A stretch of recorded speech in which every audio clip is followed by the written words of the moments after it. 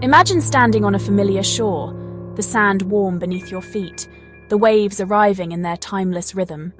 The sun dips low, painting the sky in orange and violet, a breathtaking spectacle. But something feels different. The waterline is closer, the dunes diminished, the land quietly vanishing. This is the new reality for Australia's coastlines. A slow-motion loss unfolding before our eyes. Day by day, the changes are subtle. A higher tide, a storm pushing water further inland, a crumbling cliff. Alone, these seem like quirks of nature. Together, they tell a story of a continent in retreat, redrawn by rising seas. It's a farewell whispered on the wind, a loss felt in the soul of the land. Think of the memories tied to these shores. Children's sandcastles, lovers' footprints, quiet moments of reflection. Now we face the possibility that future generations may not have these same places to create their own memories. The beaches of our childhoods are narrowing, familiar landmarks claimed by the sea. It's like watching a beloved photograph fade, its colours and edges blurring away. We are witnessing the slow erasure of a masterpiece painted by nature over millennia. The gentle lapping of the waves now carries a more ominous tone, a reminder of the ocean's power and our vulnerability. The horizon, once a symbol of possibility, now marks a creeping boundary in Australia's silent battle against the encroaching sea.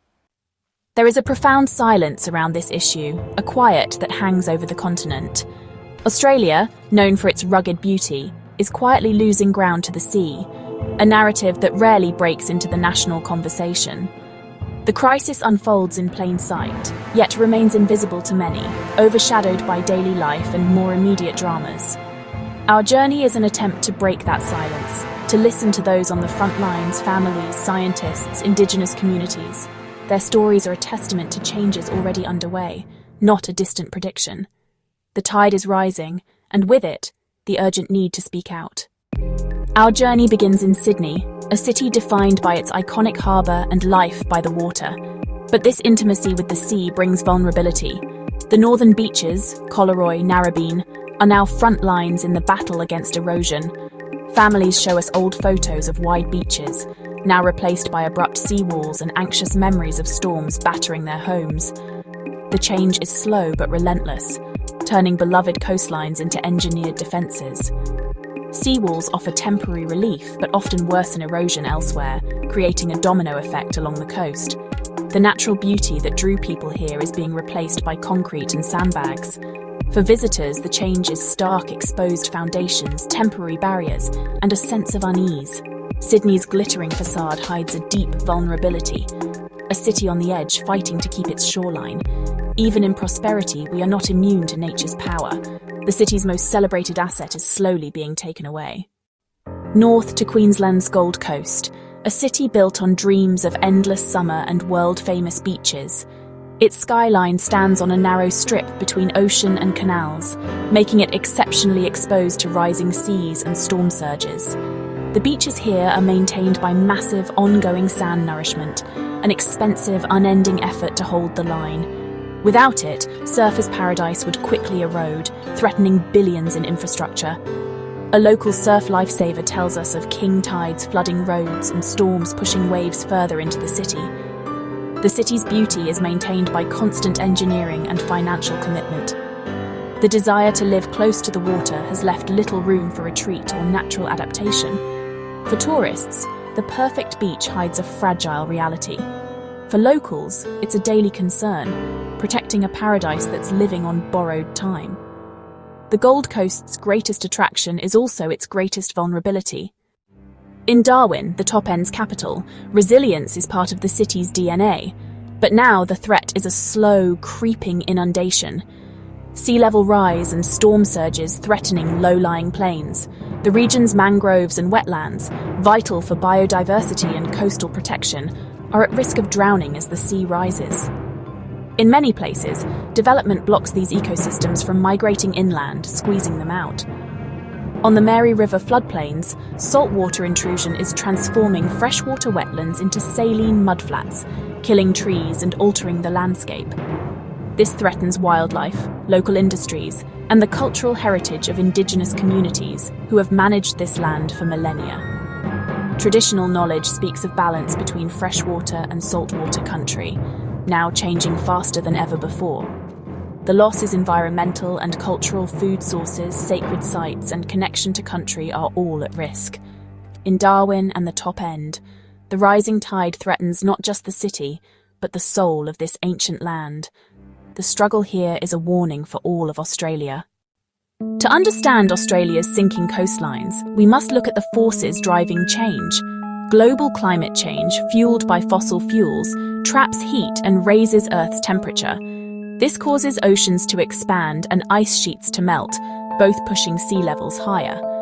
In Australia, local factors like El Niño, La Niña, and land subsidence can worsen the effects. Urban growth replaces natural buffers with concrete, increasing runoff and flooding.